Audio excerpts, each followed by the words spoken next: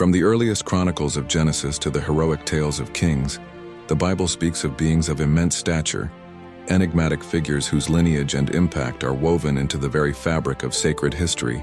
These accounts of giants are not mere footnotes but pivotal elements in the unfolding drama of faith, challenge, and divine power, tracing a line of colossal figures from a world before the flood to the battlefields of ancient Israel. The first mention of these beings appears before the Great Flood, with the genesis of the Nephilim.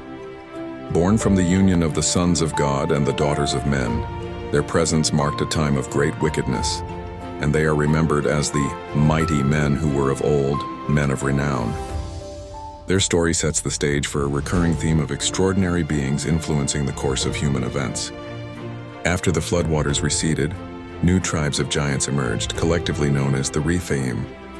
This powerful and fearsome race was first encountered by Abraham in the valley of Shaveh.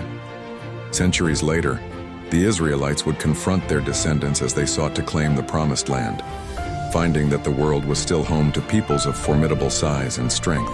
Among the most prominent of the Rephaim was Og, the king of Bashan. His might was legendary, but it is the description of his bedstead that truly captures his extraordinary scale. Described as a bed of iron measuring 9 cubits long and 4 cubits wide, it serves as a tangible testament to the colossal stature of this last Rephade king, whose defeat was a major victory for Moses and his people. As the Israelites prepared to enter Canaan, their spies returned with terrifying reports of the Anakim, descendants of the legendary Anak. These giants were so towering that the spies described themselves as mere grasshoppers in comparison. Their intimidating presence instilled fear in the hearts of the Israelites, becoming a critical test of their faith in God's promise to deliver the land into their hands.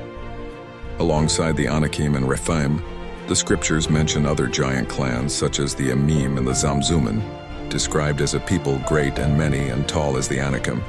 These tribes were known for their strength and were eventually displaced by the descendants of Lot, further illustrating the widespread presence of these formidable peoples throughout the ancient Near East. Perhaps the most iconic giant in all of Scripture is Goliath of Gath, a champion of the Philistine army. His taunts paralyzed the Israelite forces until a young shepherd named David, armed with little more than a sling and unshakable faith, felled him. This legendary encounter has become an enduring symbol of faith and courage, triumphing over seemingly insurmountable physical might. Goliath was not the last of his kind. Later accounts in the books of Samuel and Chronicles detail other Philistine giants, including Ishbi-Benob, Saph, and a formidable warrior with 6 fingers on each hand and 6 toes on each foot. These giants were also defeated by David and his mighty men, marking the final decline of these once dreaded races. Thus, the legacy of giants in biblical narratives endures, not just as monsters of myth, but as profound symbols of the immense challenges that test the limits of human strength.